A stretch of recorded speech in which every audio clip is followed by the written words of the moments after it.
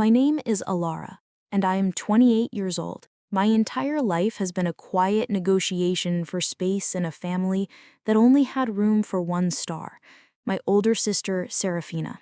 She was the brilliant, beautiful prodigy, and I was the dependable, artistic afterthought. I had accepted my role in the shadows, building a life for myself on my own terms. Then, one Tuesday, I got the call that every family dreads, the one that asks for the impossible. My family called with a request that sounded simple: donate a kidney to save my perfect sister's life. They saw me as the obvious solution, the healthy spare part. What they had conveniently forgotten, or perhaps chosen to ignore, was this secret I'd carried since a childhood accident. A secret that turned their simple request into a monstrous demand. If you're watching this right now, drop a comment letting me know where you are viewing from. Before I tell you about the secret that turned my family upside down, hit like and subscribe to hear more true stories about standing your ground when your own well-being is on the line. Before the crisis, my life was a carefully curated world of quiet contentment. I worked as a freelance illustrator, specializing in botanical art for textbooks and magazines. My small apartment, with its north-facing windows perfect for drawing, was my sanctuary. It smelled of ink, paper, and the damp earth of my numerous terrariums. I had a small but loyal circle of friends, a loving boyfriend named Liam, who worked as a sound engineer, and a cat named Jasper, who judged my every move. I wasn't successful in the way my family defined it, but I was happy. My family's world was one of high achievement and public accolades, all centered around Serafina. At 32, she was a celebrated concert pianist, traveling the world, her name synonymous with elegance and talent. My father, Marcus, a corporate lawyer, and my mother, Delia, a former art gallery owner, were her biggest promoters. Our family home was a shrine to her success. The walls were covered with framed photos of Serafina on stage, Serafina with famous conductors, Serafina accepting awards. My own art, a few modest watercolors, hung in the guest bathroom. The dynamic was set in stone from our earliest days. When Serafina showed a glimmer of musical talent at age 5, my parents sold their second car to afford a Steinway grand piano. When I won a citywide art competition at age 10, my father patted me on the head and said, "That's nice, honey." He then reminded me to be quiet because Serafina was practicing. Her needs were priorities. Mine were hobbies. I learned early on not to ask for too much, not to take up too much space. It was easier to be the low-maintenance daughter, the one who never caused trouble. Liam was the only one who saw the toll this dynamic took on me. "It's not fair how they treat you," he'd say after a tense family dinner. "It's just how it is," I would reply with a shrug, too accustomed to the imbalance to fight it. The phone call came from my mother. Her voice, usually so composed and polished, was ragged with panic. "It's Serafina. Her kidneys. They're failing." The news was a physical blow. Serafina had been diagnosed with a chronic kidney disease a few years ago, but it had been managed with medication. We were told it could be decades before it became a serious problem. "The doctors say it's progressing much faster than they expected. She's on dialysis now, but she needs a transplant, Elara. She needs a kidney."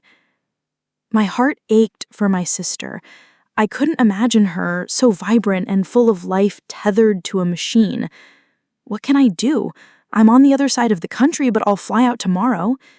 There was a brief pause, and then my mother said the words that would change everything. "The doctors want to test family members first, for a match. Dad and I are getting tested, of course, but you're young and healthy. You're her best chance." The unspoken assumption hung in the air between us. It wasn't a question, it was an expectation. I was Seratina's sister, therefore, I was her designated donor. "Of course I'll get tested," I said, automatically, the dutiful daughter's programming kicking in. But as I hung up the phone, A cold dread washed over me, a fear that had nothing to do with surgery and everything to do with a long-forgotten file in my doctor's office, a file that detailed why giving up a kidney wasn't just a sacrifice for me. It was a gamble I had been warned never to take. The secret was buried deep in my childhood, a traumatic event my family had collectively decided to file away as a minor mishap. When I was 10 and Serafina was 14, she went through a reckless phase. One afternoon, she was trying to show off to her friends, pushing me higher and higher on the old rope swing in our backyard. "Go higher!" She had laughed, ignoring my pleas to stop.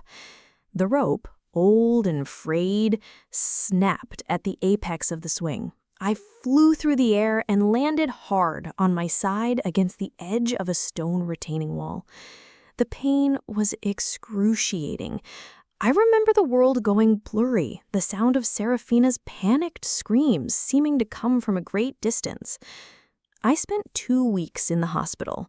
The impact had caused severe internal bruising and, as the doctors discovered, a significant permanent injury to my right kidney. It was a grade 4 renal contusion. While it eventually healed, our family physician, Dr. Albright, sat my parents and me down before I was discharged. His words were etched into my memory. Elara's right kidney has sustained significant scarring. It functions, but at a reduced capacity. She can live a perfectly normal, healthy life with it.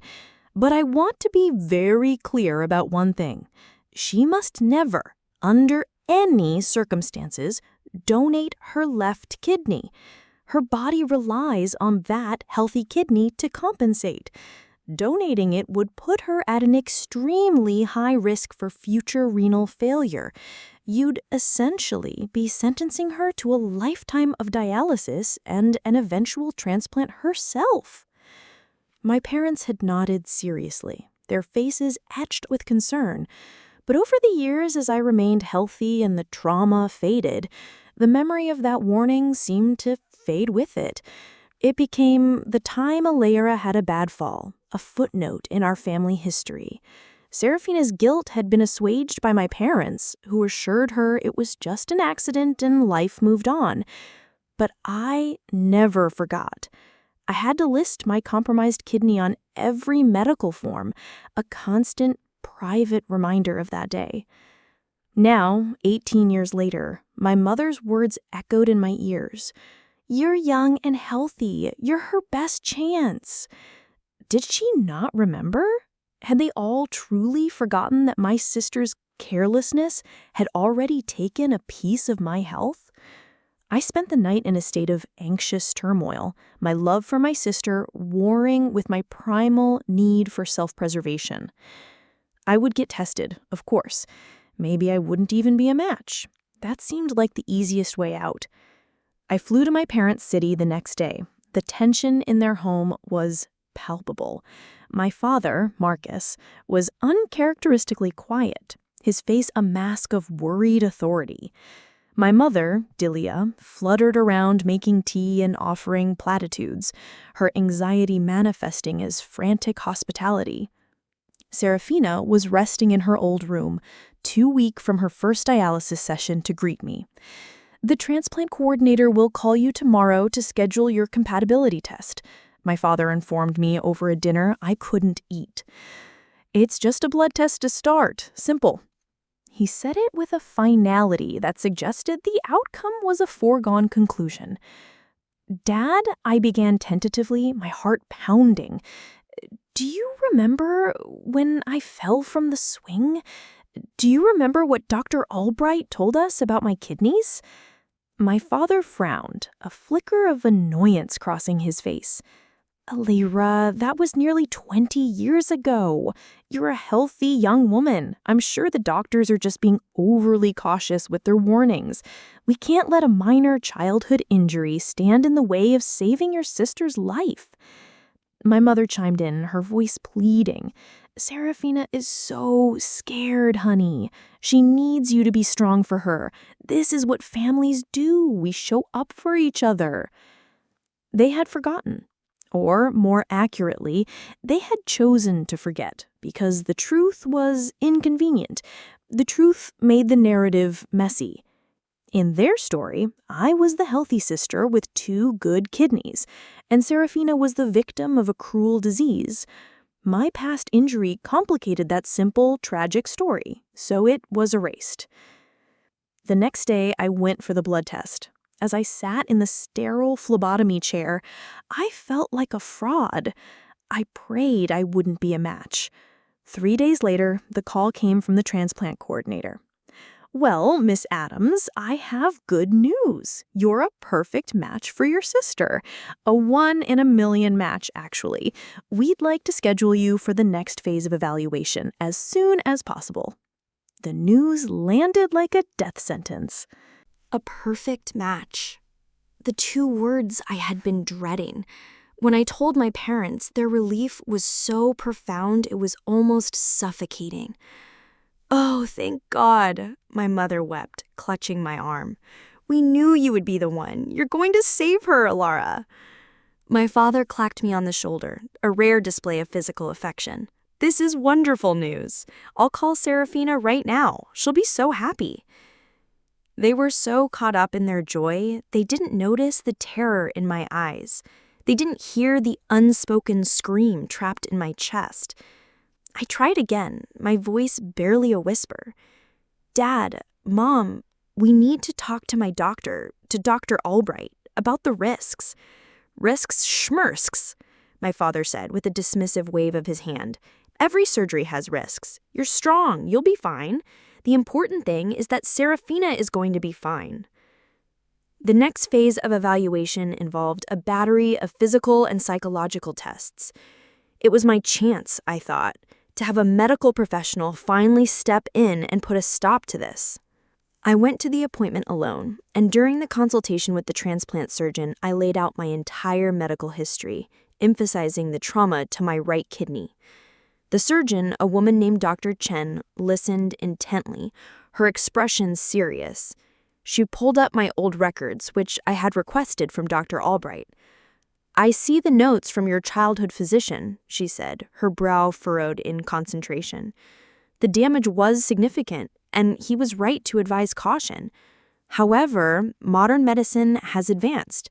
Your tests show that your left kidney is exceptionally healthy and has been compensating beautifully.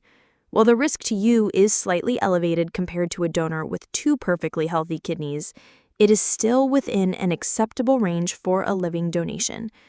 She continued explaining statistics and percentages, but all I heard was that the door I thought was closed was now wide open.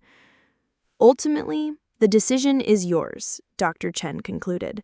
"We would never force anyone to donate, but from a purely medical standpoint, you are cleared as a viable candidate." I left the hospital in a daze. The medical establishment wasn't going to save me from this. The choice was truly, horrifyingly mine. My family interpreted the medical clearance as the final green light. They started planning. The surgery was tentatively scheduled for 6 weeks out. My mother started redecorating the guest room for my recovery, talking about all the healthy broths she would make. My father started researching post-op care, a task he approached with the same detached efficiency he applied to his legal cases. Serafina called me, her voice stronger than it had been in weeks. "You're really doing this for me," she said, her voice thick with emotion. "I don't know how I can ever thank you, Elara. You're giving me my life back." Her gratitude felt like a lead weight on my soul. How could I say no to her? How could I tell her that I was terrified, not of the surgery itself, but of a future tethered to my own potential kidney failure? Liam, my boyfriend, was my only sanctuary of sanity. I had flown home for a few days to get my affairs in order before the impending surgery. "You cannot do this," he said, his face pale as I explained the situation. "Elara, they are asking you to risk your long-term health for a situation that Serafina's own recklessness created." It was an accident. She was a kid. Was it an accident when they ignored the doctor's warning for the past 18 years? Was it an accident when they dismissed your valid fears? They are not seeing you as a person. They are seeing you as a solution to their problem. I knew he was right, but the guilt was a physical thing, a constant pressure in my chest. If I don't do this and something happens to her, I don't know how I could live with myself. And if you do this and 10 years from now, you're the one on dialysis, who is going to save you? The pressure from my family became unbearable. They talked about the surgery as if it were a done deal. They celebrated my bravery and selflessness at family dinners with relatives who had been briefed on the situation. I was trapped. To back out now would be to cast myself as the villain in a story where I had already been cast as the hero. My own health, my own future seemed to be a trivial detail in the grand drama of saving Serafina. The day I flew back to my parents' city for the final pre-op consultations, I felt a sense of doom. I had made an appointment with Dr. Albright, our old family physician, now semi-retired. I needed to hear it from him one last time to understand the risks from the person who had known my case from the very beginning. I needed an ally. Dr. Albright's office was in a quiet, older part of the city, a small, welcoming practice that felt like a relic from a bygone era. He greeted me with a warm, familiar smile, though his eyes were filled with concern. "Elara, I was so sorry to hear about Serafina, and I was even more concerned when your father called me," he said, ushering me into his consultation room. "He called you?" "Oh, yes," Dr. Albright sighed, sinking into his worn leather chair. "He wanted me to call you, to reassure you that those old warnings from your childhood were just procedural. He asked me to tell you that you were perfectly fine to donate."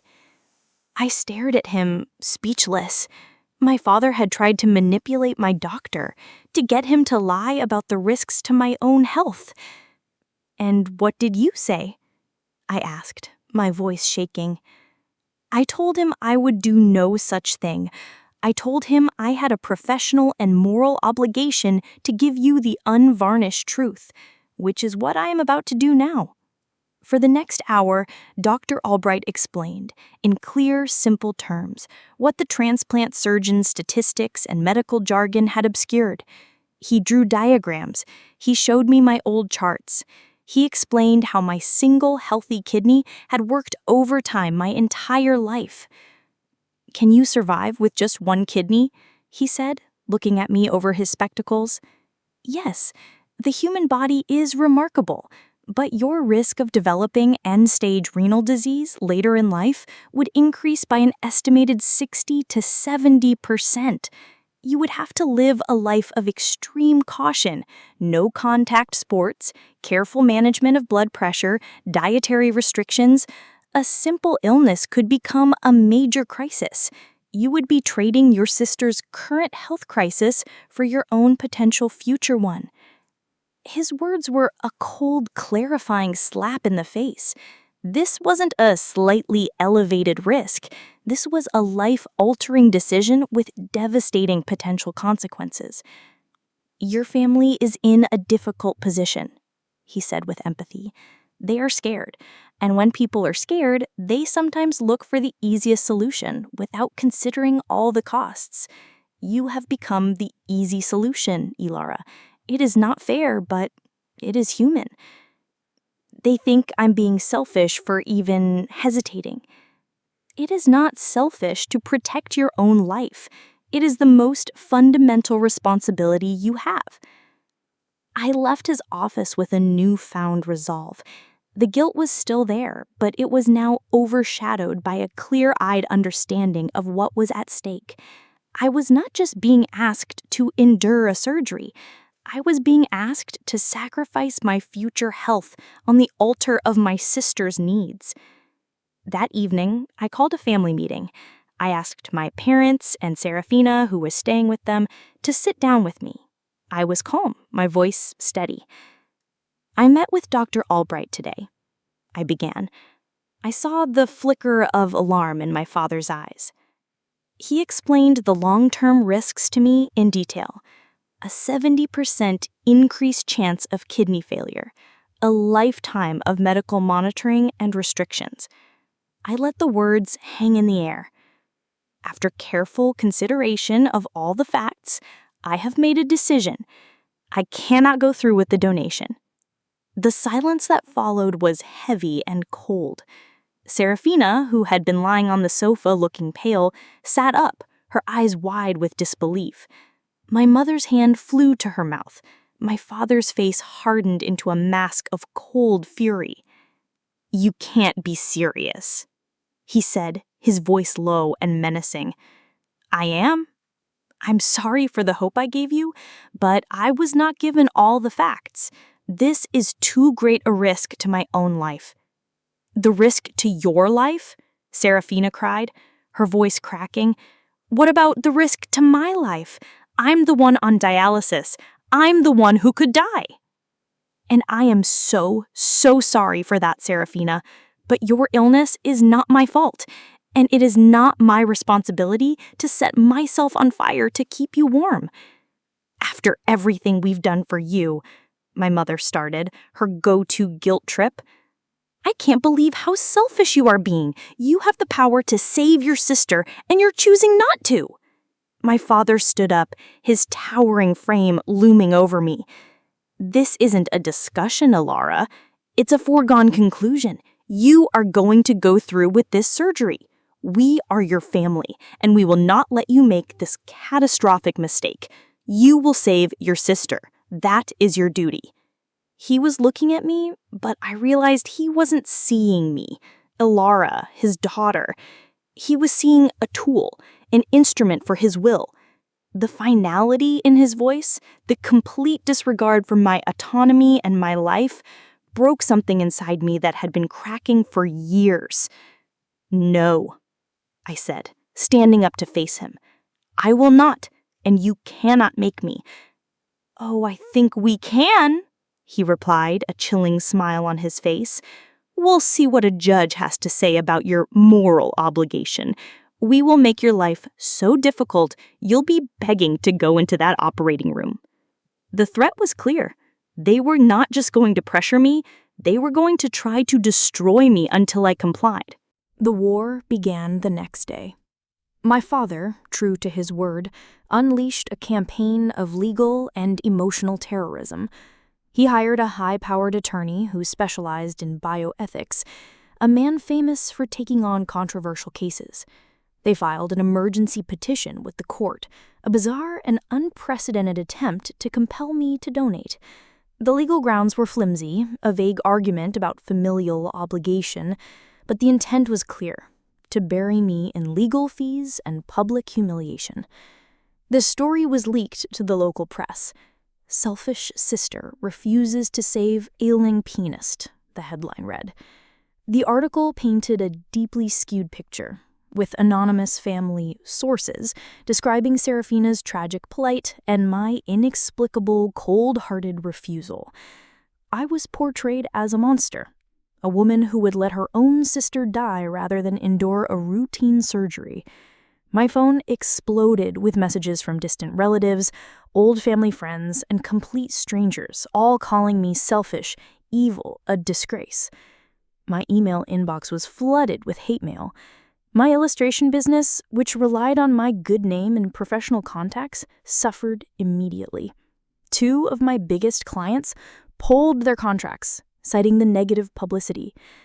My parents and Serafina cut off all direct contact, refusing to answer my calls. Instead, they communicated through their lawyer and the media. Serafina gave a tearful interview to a local news station from her bedside, a dialysis machine whirring softly in the background. "I love my sister," she said, dabbing her eyes with a tissue. "I just don't understand why she was doing this. I pray every day that she will find it in her heart to help me." It was a masterful performance, and it worked. Public sympathy was entirely on her side. Liam was my only anchor in the storm. He screened my calls, deleted the hateful comments on my social media, and held me when I broke down in sobbing, helpless fits. "We will fight this," he said, his voice a steady, calming presence in the chaos. "We just need to find the right way." The right way came from an unexpected source. Dr. Albright called me. "I've seen the news," he said, his voice tight with anger. "This is a gross misrepresentation of the medical facts, and it borders on character assassination. I am willing to go on the record, Elara, to tell the truth about your medical history and the real risks involved. But I have another idea first. I think it's time to stop defending and start attacking." "What do you mean?" "Your father is using the court of public opinion. Let's give them a real story to talk about. I still have all the records from that day on the swing, including the notes where your parents explicitly acknowledged they understood the long-term risks to you. And I have a very clear memory of who was responsible for that accident." I had never thought of it that way. The fall had always been framed as an unfortunate accident, but it wasn't. Not really. It was a result of Serafina's reckless disregard for my safety. Armed with this new perspective, Liam and I hired our own lawyer, a sharp, no-nonsense woman named Jessica, who specialized in media law. When we showed her my medical file and Dr. Albright's statement, her eyes lit up. "Oh, this isn't just a defense," she said with a grim smile. "This is a countersuit. For emotional distress, for defamation, and for the original injury that they are now trying to leverage against you." The plan was terrifying, but empowering. We would hold our own press conference. We would present the full, unvarnished truth, supported by medical evidence and a doctor's testimony. We would reframe the narrative from selfish sister to endangered survivor. The press conference was held on the steps of the courthouse a day before our first scheduled hearing. I stood at a podium, Liam on one side, Jessica on the other, and Dr. Albright waiting in the wings. I was terrified, my hands shaking so badly I could barely hold my prepared statement. But as I looked out at the sea of cameras and microphones, I thought of the 10-year-old girl who had been silenced, and I found my voice. I began by expressing my love for my sister and my deep sorrow for her illness. Then I dropped the bomb. I am unable to donate a kidney to my sister, not out of selfishness, but because my own health was permanently compromised in a childhood accident caused by my sister's negligence. A murmur went through the crowd of reporters. I continued, my voice gaining strength. My family has known about this my entire life. They have chosen to publicly ignore this fact and have attempted to pressure me and even my own physician to disregard the severe, life-threatening risks this donation would pose to me. Then Jessica stepped forward. "We have medical records dating back 18 years detailing the injury. We also have Dr. Albright, who is willing to testify about the warnings he gave my client's parents at the time. Furthermore, we are filing a countersuit against Mr. and Mrs. Adams and Miss Serafina Adams for defamation, intentional infliction of emotional distress, and are exploring our options regarding the original traumatic injury." The narrative shifted in an instant. The story was no longer simple. It was complex and messy. The reporters, sensing a far more dramatic story than they had anticipated, erupted with questions. The next day's headlines were a world away from the first ones. "Pianist's family knew sister was unfit to donate, doctor says," and "donation drama deepens, sister claims childhood injury at root of refusal." The court hearing was a quiet affair compared to the media storm outside. My father's lawyer, looking deeply uncomfortable, requested a private meeting with the judge. When they emerged, the judge announced that the petition to compel me to donate was being withdrawn. We had won, but the victory felt bittersweet. I had saved myself, but I had had to publicly expose my family's deepest dysfunctions to do so. The war was over, but the wreckage was immense. The aftermath was a deafening silence. My family retreated completely, cutting off all communication. The countersuit was quietly settled out of court, with them agreeing to pay my legal fees and issue a formal public apology for the misunderstanding. The apology was sterile and legalistic, devoid of any real remorse. But it served its purpose. It officially cleared my name. Liam and I returned home, trying to piece our lives back together. The hate mail stopped, replaced by a trickle of supportive messages. My clients, seeing the full story, returned, some with embarrassed apologies for their initial judgment. Life began to resemble something normal, but a deep chasm now separated me from the people who had raised me. About a month later, I received a call from a number I didn't recognize. It was a woman who introduced herself as a transplant coordinator from a hospital on the other side of the country. She said, "I'm calling about your sister, Serafina Adams. We have a potential deceased donor match, a very good one, but she has been unresponsive to our calls. We were given your name as an emergency contact." My heart stopped. "What do you mean, unresponsive?" "We've left several messages. Her phone goes straight to voicemail. The hospital where she was receiving dialysis said she checked out against medical advice 3 days ago." A cold fear, more primal than any anger, gripped me. Whatever I felt about my sister, I had never wanted her to die. I got the contact information for the hotel where she had been staying and the number for the local police department. Liam and I were on a plane within hours. We found her in a cheap motel on the outskirts of the city, registered under a false name. She was weak, disoriented, and had clearly missed several dialysis sessions. She had run away, not just from the hospital, but from her life, from the shame and the public exposure. Seeing her so broken, so stripped of her usual brilliance and pride, extinguished the last of my anger. All I felt was a profound, aching sadness for the beautiful, talented sister who had become so lost. We got her to the hospital just in time.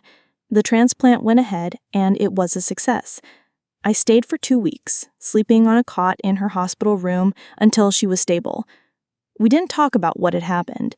We just existed in the quiet, sterile space, two sisters bound by a complicated history. The day before I was due to fly home, she finally spoke. "Why?" she asked, her voice raspy. "Why did you come?" "Because you're my sister," I said simply, "and because no one should have to face something like this alone." Tears welled in her eyes. "I'm sorry, Elara, for everything. I was so scared of losing my life, I didn't care about what it would cost you." It was the first genuine apology I had ever received from her.